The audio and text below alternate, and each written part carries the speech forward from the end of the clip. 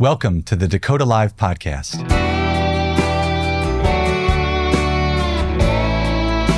I'm your host, Robert Morier.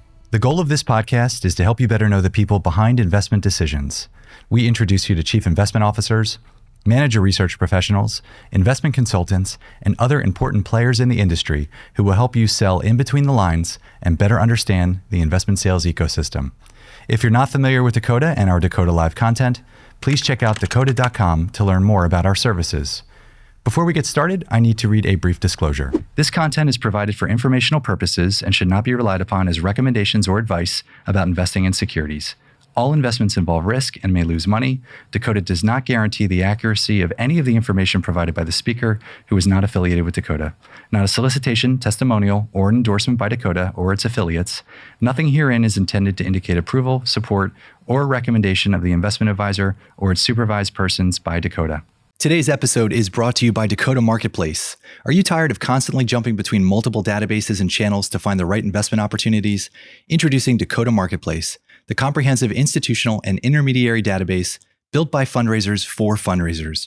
With Dakota Marketplace, you'll have access to all channels and asset classes in one place, saving you time and streamlining your fundraising process. Say goodbye to the frustration of searching through multiple databases and say hello to a seamless and efficient fundraising experience.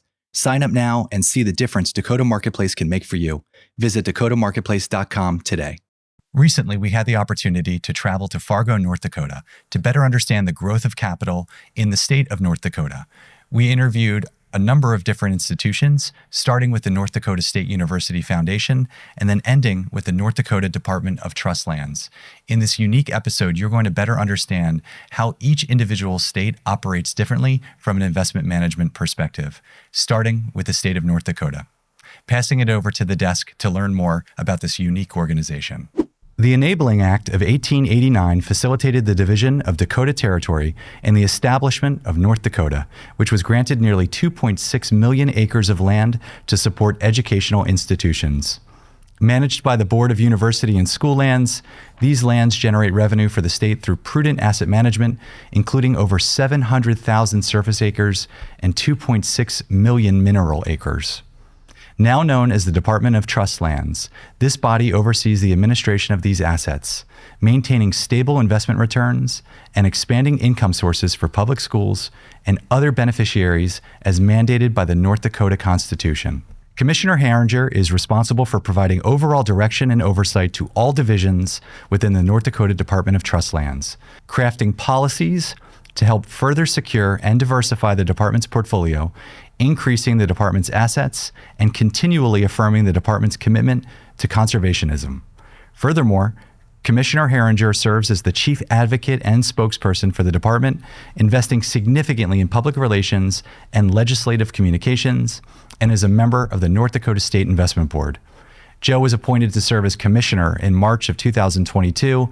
He earned his bachelor's degree from Concordia College in Moorhead and his law degree from the University of North Dakota. Frank Mihail joined the North Dakota Department of Trust Lands in the beginning of 2023 as the Chief Investment Officer, overseeing investments for the approximately $7 billion Sovereign Wealth Fund. Prior to joining North Dakota, Frank was the Director of Risk Mitigation with the Public Employees Retirement Association of New Mexico. At New Mexico, Frank led core fixed income and absolute return hedge fund strategies for the $16 billion pension fund. Frank was also with Wedbush Securities out of California for 7 years, working in private wealth management. Frank received his BS in mechanical engineering from UC Santa Barbara and his MBA from UCLA Anderson School of Management. He is also a CFA and CAIA charter holder. Most importantly, Frank and his wife now call Bismarck home. We hope you enjoyed this unique episode in better understanding the growth of capital in the state of North Dakota. Well, welcome back to the Dakota Live podcast. I'm happy that you are both still here speaking with me. Joe and Frank, thank you for being here again. So one thing I didn't get to ask you on the previous episode, Joe, is your role and relationship with the investment team. So how does that partnership work in terms of your day-to-day relative to what Frank's goals are? As the commissioner, I oversee the whole agency.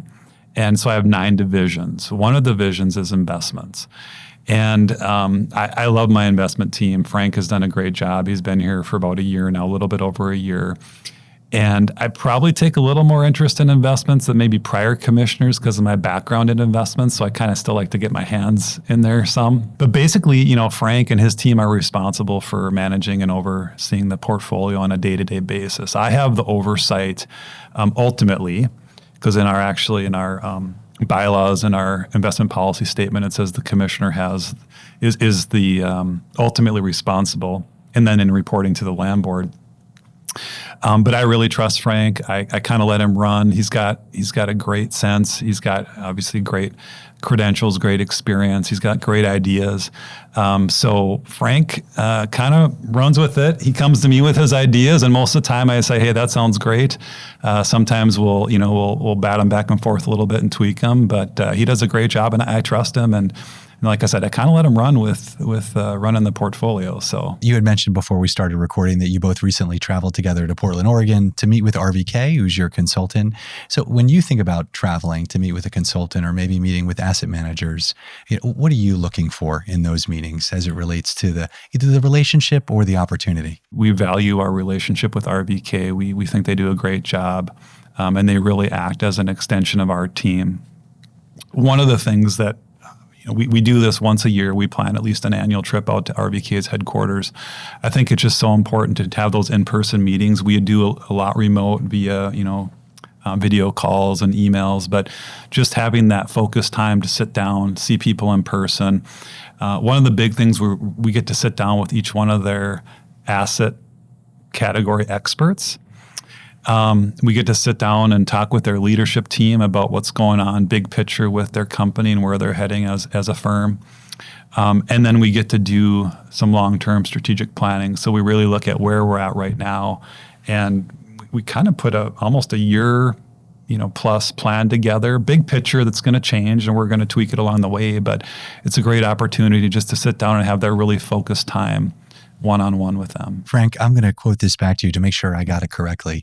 $3.5 billion, 17 mandates, 50% of the pool since you started. So tell us about what that process was like. I know when we spoke last on the podcast, a lot of these initiatives were just being kind of laid out, but you've now put a lot of them to work. So could you talk a little bit about some of the areas, that you've specifically allocated to as it relates to those numbers? Yeah, well, I guess first I'll start by saying really goes to show how efficient our board is. As a state government board, we're nimble, 5 people, and efficient. We meet monthly, so we can move faster than boards who meet quarterly. Also, with Joe's support, and trust in my ideas, and with RVK's vision and assistance, we have sort of thinking about the portfolio, going down the list of asset classes. We introduced 130-30 long-short strategies into our public equity program. We started a venture capital program in our private book. We just restructured our entire public fixed income by indexing it. In private credit, we've added some distressed mandates and built out the core as well. In real estate, we restructured it by indexing. And in hedge funds, not really a big change there, just continuing to allocate. And then we're bringing an infrastructure mandate next month. So we've done work in every single asset class. Unbelievable. How about operational improvements? Any efficiencies that you've introduced, whether it's through technology or other types of platforms? Hiring Teresa, she just hit her 1-year anniversary, was a huge help operationally. And we worked through an RFP in the last year to bring on a performance reporting software as the portfolio grows more complex, moving away from doing everything manually in Excel. And we're going to be introducing a cloud-based software to help us have access to sort of better look through in terms of return attribution, liquidity profiles, and putting together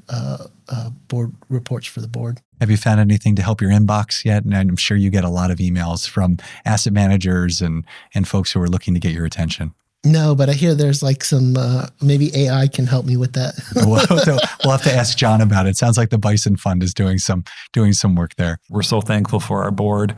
They've been very trusting of us, and we really appreciate that. They've let Frank and I kind of run with the portfolio, and so we're just thankful that they're innovative enough to see the ideas and open enough and just have put the trust in us to do what we feel is best for the portfolio. Joe, the department sits at a very interesting intersection between the energy sector and the education sector, particularly with its mission and goals. So when you think about the balance of those two areas, how do you think about it as commissioner? You've got a lot to oversee, and then you've got these two kind of barbells that you have to make sure weigh relatively equally. So how do you think about that as it relates to the overall mission? Yeah, I mean, I think the education is our focus, is our goal, is our mission. That's really what we're all striving for. Is we want to maximize the value and the return of these state resources and the state funds, so we can fund education as much as we can. We just want to grow the pie as big as we can. One of the ways that we do that is generating revenue, right? Investment return is one side of things. The other side is revenue generation. The vast majority of the revenues that we generate come from oil and gas royalties. We're fortunate as a state to have great, oil and gas resources, and we're fortunate that the oil and gas industry has come to the state and put, billions and billions of dollars into building out their infrastructure and their programs. So we value the partnership of the oil and gas industry. I mean, you look at what they've done for the state as far as the tax revenue, going to support jobs, education, other state programs. So we view them as a partner, I guess, in doing business because, we need to work with them. They need to work with us. They want our lands to generate revenues for their business. They in turn send us a portion of that revenue through the royalties we receive. So we very much view that as a business partnership relationship, but then education is our beneficiaries. They're who we're doing all the work for. They're who we are working with oil and gas industry for, is to generate that revenue and to grow it as much as we can. Frank, I remember when we last spoke, you had mentioned in the portfolio there is no oil and gas exposure directly, mainly because of what Joe just described. So how do you look for ways to I guess, essentially gain exposure to the sector without investing in it directly, based on the way Joe just described things? We don't have a commodities book. I would say in our infrastructure book, there is some energy, power, infrastructure. That's how we would get exposure. That makes sense. Yeah. Well, one of the $1 million questions that our audience, particularly the asset managers, like to hear the answer to, and I asked you this when we last spoke, but we talked about what you've done since you've started, but how about the next 6 to 12 months? Any specific areas of focus that are on the table? At this point, no, things will start to slow down for us, but we will continue our pacing plan in private equity and private credit.